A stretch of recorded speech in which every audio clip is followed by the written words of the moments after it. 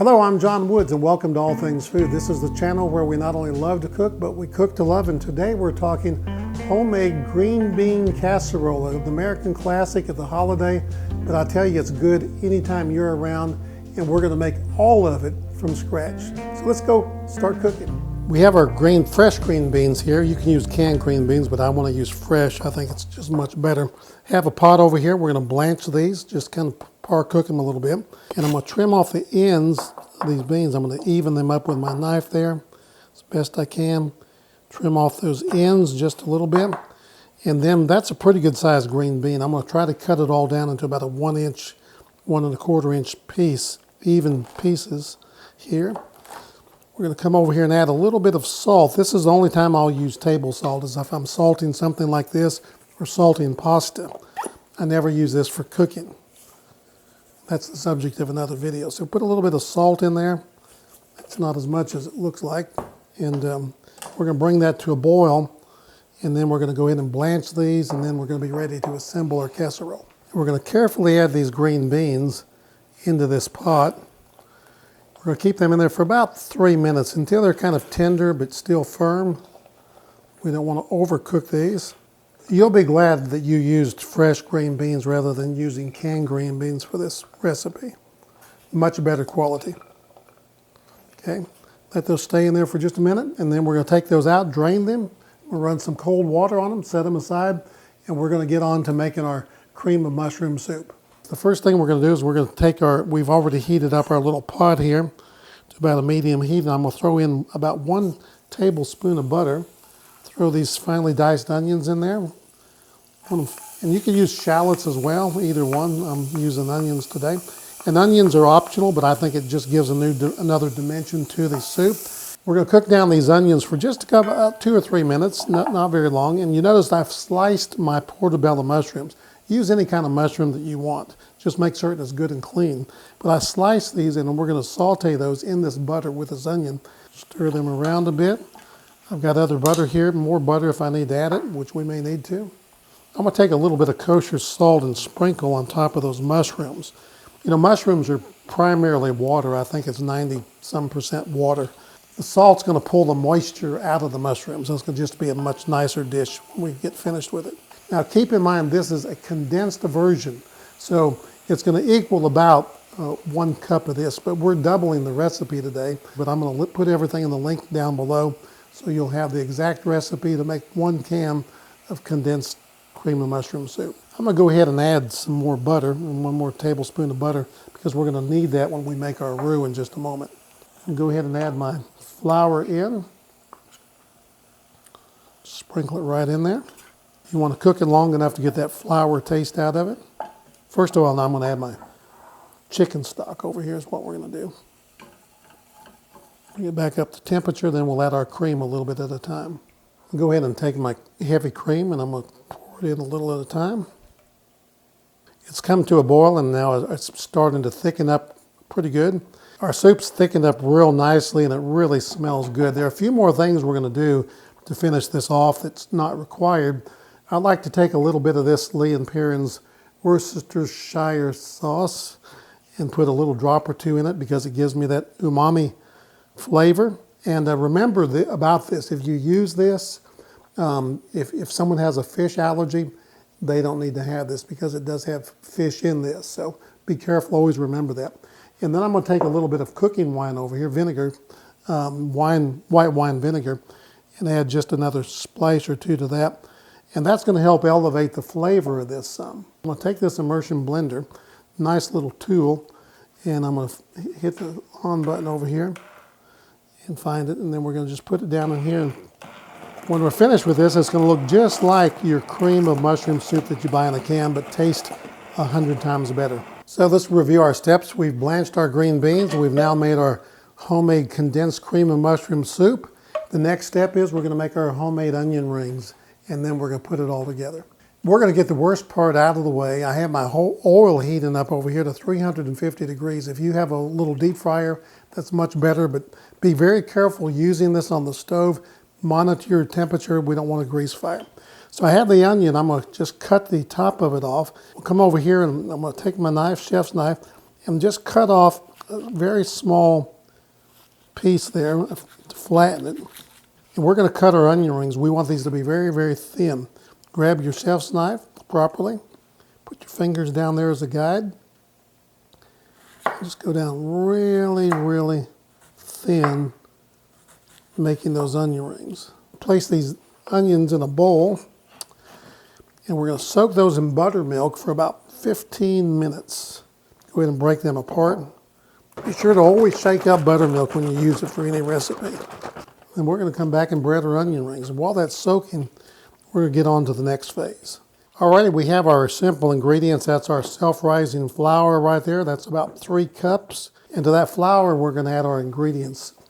Our granulated onion, granulated garlic, a little bit of paprika according to taste. We're going to come over here and add salt. These are all about a tablespoon each, equal portions except on the paprika.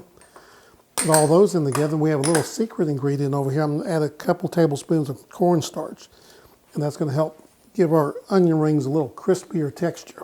We're going to mix all that together here, blend it up real nice. Put a plate out in front of me there, and we'll take these onion rings and put a little bit of that flour up here. This is my wet hand and my dry hand. Very important when you're breading anything. You've seen that on my show before. So we're going to get those tossed really, really good. Just put them over there on that plate. So you're making green bean casserole. Instead of using these little things over here, these French onion rings, and all of us have used those over the years, and you want this thing to be totally homemade, made from scratch from A to Z. This is what you're going to do right here. You're going to make your own onion rings for your casserole. Those are good to use. We use them sometimes, but today we're making everything from scratch. We're going to need a few things before we start frying these. First of all, we need a drain pan. So I just have a little aluminum pan, paper in the bottom to drain those onion rings into. And then you have to have some way to get these out of there. I like using this little scoop with a little netting on it. Or you can use a slotted spoon, whatever you happen to have around the house. But you will need some way to get those onion rings out of there. And I try to shake any excess off, and just carefully drop those in, not all into one place. This is an important tip, because if you drop everything into one spot, they're all going to clump together, and that's not going to be very good. We can put a good many of these in here. We just want to watch we don't let it overflow or boil over. A lot of that bubbling is caused from the moisture that's on the onions. And it's not because it's so hot, it's just a lot of moisture coming out of those onions. See how they're getting nice and golden brown? They're looking really good, and they smell fabulous. You know, if you don't have a scoop like I have, you can actually probably maneuver these out with a fork, but it's not as easy. But I'm going to go ahead and use this. It's much quicker. Those look fabulous, absolutely fabulous. And regarding your oil, use a good quality vegetable or peanut oil. And if you're careful, and don't burn your oil by getting it too hot, you can cool this oil down, strain it through a coffee filter, and then you can put it back in the jar and reuse it time and again. Oil is so expensive, so make certain you get a lot of life out of your oil. Your second batch may take a few minutes longer because the oil's probably cooled down a little bit unless you have a commercial fryer. So you just have to exercise patience and keep an eye on it. When they're golden brown, go ahead and pull them out. These have already crisped up really nicely, and I've tasted one. They're delicious. I don't need to add any more salt or seasoning to these. They're exactly perfect. Now, a key is if you add salt or seasoning to these after they're cooked, you want to do it right after they're cooked while they're still hot, because the seasoning will adhere to it much better. Now, our homemade green bean casserole is really homemade. We made the homemade cream of mushroom soup. Now we've made the homemade onion rings. And we're good to go. We're ready to assemble everything together, and it's going to be so, so delicious. So there you have it, our green beans, our cream of mushroom soup, and our onion rings all ready to go. So we're going to start putting this together right now. Throw my green beans in here. Still a little warm, that's okay. Take my cream of mushroom soup, throw it right in there. Boy, doesn't that look just absolutely beautiful. I'm going to mix this together. If it's too thick, I can always add a little bit more milk or heavy cream or half and half to it. I have my baking dish over here to my right. Spray it with some vegetable oil all the way around, up on those sides. Isn't that a pretty baking dish? Now we've made it all homemade, dump right in there. Now what I'm going to do, since we've already cooked these onion rings, they're already nice and golden brown, I'm not going to put them on yet. I'm going to go ahead and get this started in the oven, 350 degrees, and we're going to check it in about 20 minutes. Stick it in the oven, and we'll come back in 20 minutes. Pull that out, shut my oven back. It looks really, really nice. And we're going to top this with the crispy goodness of these homemade onion rings. Isn't that beautiful?